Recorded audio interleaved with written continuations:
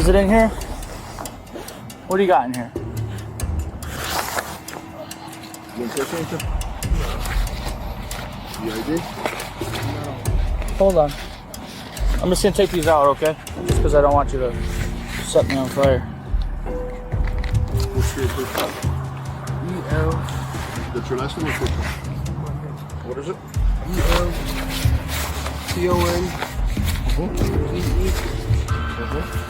Last name, T says in the book. On the 2nd of January, 2026, a Blue Island, Illinois officer detained a shoplifting suspect with nothing on his person, no merchandise, no contraband. This encounter activates 5 distinct legal frameworks. First, the Terry stop. Under Terry v. Ohio, 1968. An investigatory detention requires only reasonable, articulable suspicion. The store associate personally observed the subject on camera, concealing items in his jacket. Under Alabama v. White, 1990, a known informant's tip based on direct observation carries substantial reliability well above the RAS threshold.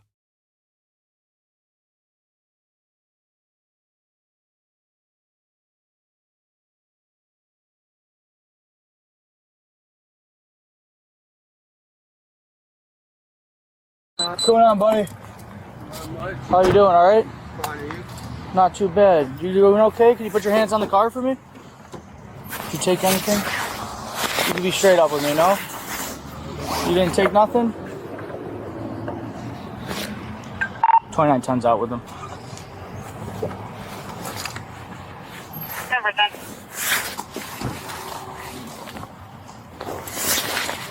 You take something that's not so good. Is it in here? What do you got in here? You want to touch anything? You ID? Hold on. I'm just gonna take these out, okay? Just because I don't want you to set me on fire. What's your first name? E-L. That's your last name or first name? What is it? E-L-T-O-N. E-E.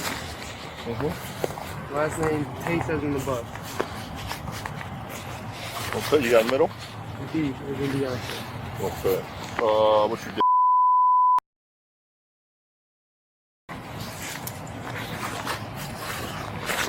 All right, put your hands back on the car, please.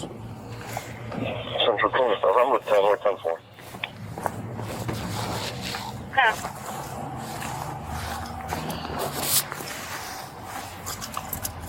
All right, this is what I'm gonna do. I'm gonna just have you sit in my car for right now, okay?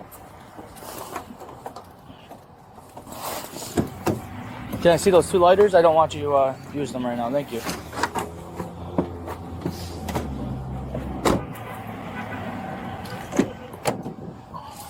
Central 25, you want to check with the color on this? He's got no proceeds on them at all. Pepper, yeah, they're not sure what he was supposed to have taken.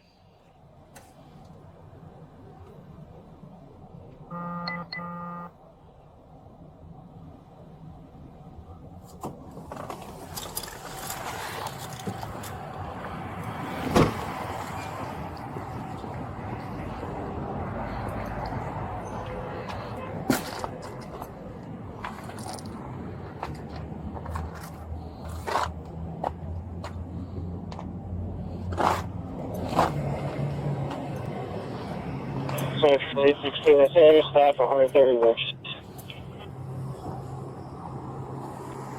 Pepper.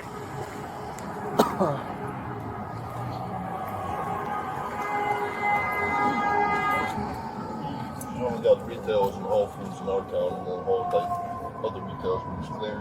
They don't know what they don't even know if he took anything. Well, there's nothing on them, so you want to run over there and see if what they want to do? I'll call him. 816, you're unreadable. You're at 104th and Richland. Pepper, 104, Richland. 31 to 41. Disregard 20. Pepper. Central 2910, but you could disregard 20. We're fine over Yeah, here. we got the guy stopped, but he's got nothing on him. 10-1, disregard. Sorry, 10-4.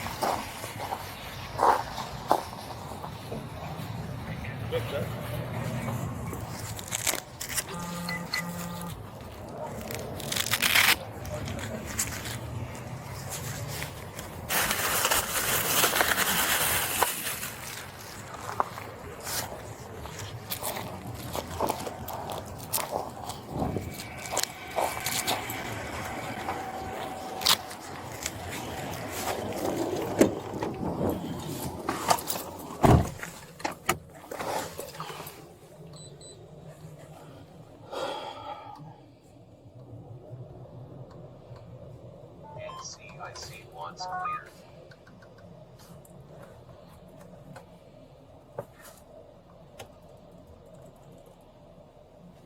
You're 50. The situation calmed down for the minute. I'm 10-4 on you. Where's got his text? 10-4.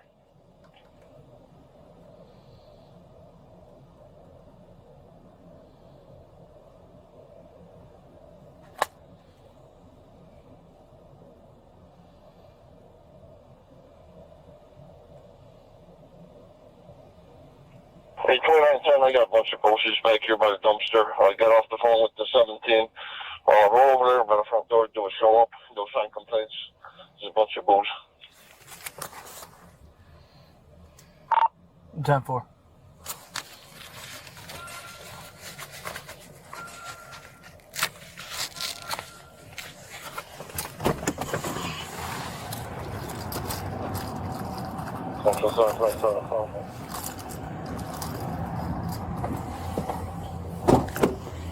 Sorry. All right, spin around, put your hands behind your back for a minute, all right? Hey, Henry, 661-4208-6868. Being arrested. Not right now, you're being detained. Okay? Just until we figure it out. And it's a clear valid out of Blue Island. Yep.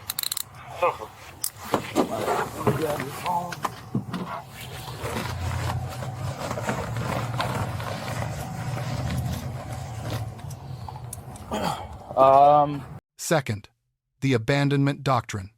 Under California v. Greenwood, 1988, once an individual discards property, they retain no reasonable expectation of privacy in that property. The subject dumped the merchandise near a dumpster upon seeing police.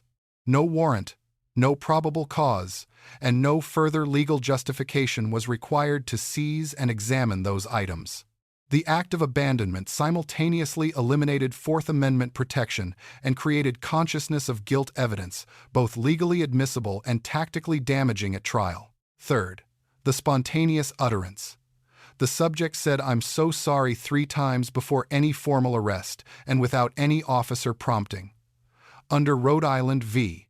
Innis, 1980, Miranda protection applies only to custodial interrogation defined as deliberate questioning designed to elicit incriminating responses. A voluntary, unprompted statement is not interrogation.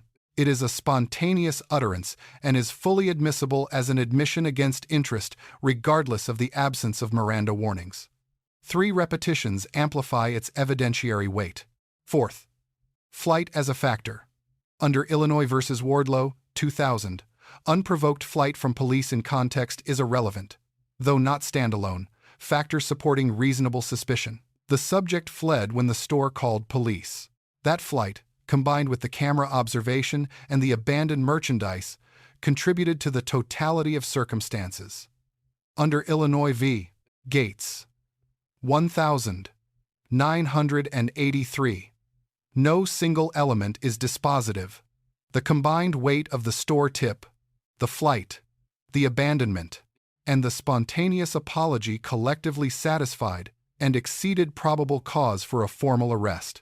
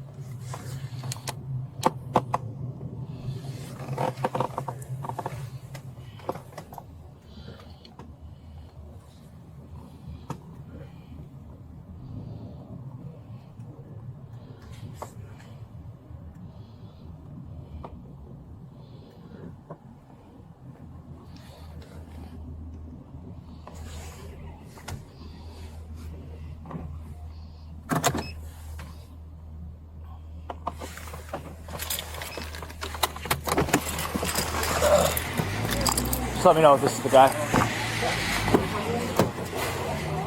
Okay, perfect. Just put your seatbelt on, alright?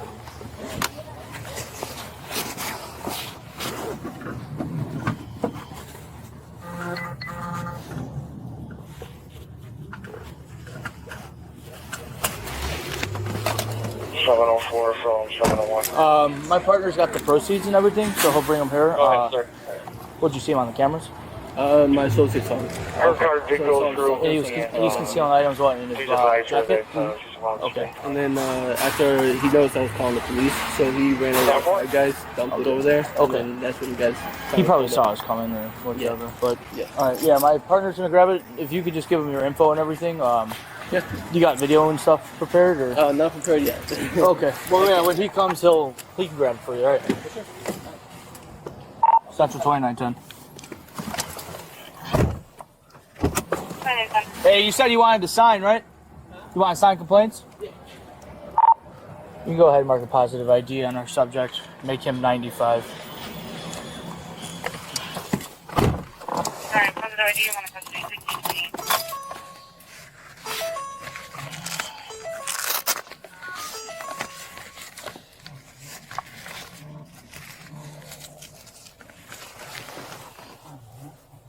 Fifth, the show-up identification. Under Neal v. Biggers, 1972, a show-up identification is constitutionally permissible when reliable under the totality of circumstances. Reliability factors include the witness's opportunity to observe, degree of attention, accuracy of prior description, level of certainty, and time elapsed. The store associate had directly observed the subject on camera moments earlier. The officer's framing just let me know if this is the guy was non-suggestive. The positive ID converted reasonable suspicion to probable cause and justified the formal arrest under the Fourth Amendment. The subject was arrested for retail theft under 720 ILCS Section 516-25. The charge level Class A misdemeanor for merchandise under $300 or Class 3 felony for $300 or more depends on the recovered merchandise value. Unconfirmed in footage. No prior criminal record was noted. Case resolution is unknown. All suspects are presumed innocent until proven guilty. The officers receive an A-. The detention not arrest decision when nothing was found on person reflects genuine constitutional understanding. The investigation was built correctly, step by step, from a thin evidentiary base. The sole grading deduction. Using a TikTok handle as the primary identification method is unconventional. Official identity must ultimately be confirmed through government records before charges are filed. The subject receives a D. His flight eliminated the reasonable doubt the empty pat-down might have created. His abandonment of the merchandise eliminated its Fourth Amendment protection. His unprompted apology 3 times delivered the most damaging evidence of the entire encounter. The merchant receives a B+. Direct camera observation, prompt police contact, positive identification, and signed complaints are textbook retail theft cooperation. 3 lessons. 1. The absence of evidence on a person's body does not end an investigation. A lawful Terry detention may continue while officers build probable cause. Patience under evidentiary ambiguity is constitutionally sound policing. 2. Abandoning property does not make it disappear, it makes it freely seizable. Under Greenwood, discarding an item to avoid detection eliminates the very constitutional protection the suspect was hoping to preserve. 3. Silence costs nothing during a detention. A spontaneous apology before formal arrest requires no Miranda warning and is fully admissible. The Fifth Amendment protects against compelled self-incrimination. It cannot protect voluntary statements. Let us know if there is an interaction or legal topic that you would like to discuss in the comments below. Thank you for watching, and don't forget to check out our second channel, Street Bodycam, for even more police interaction and courtroom content.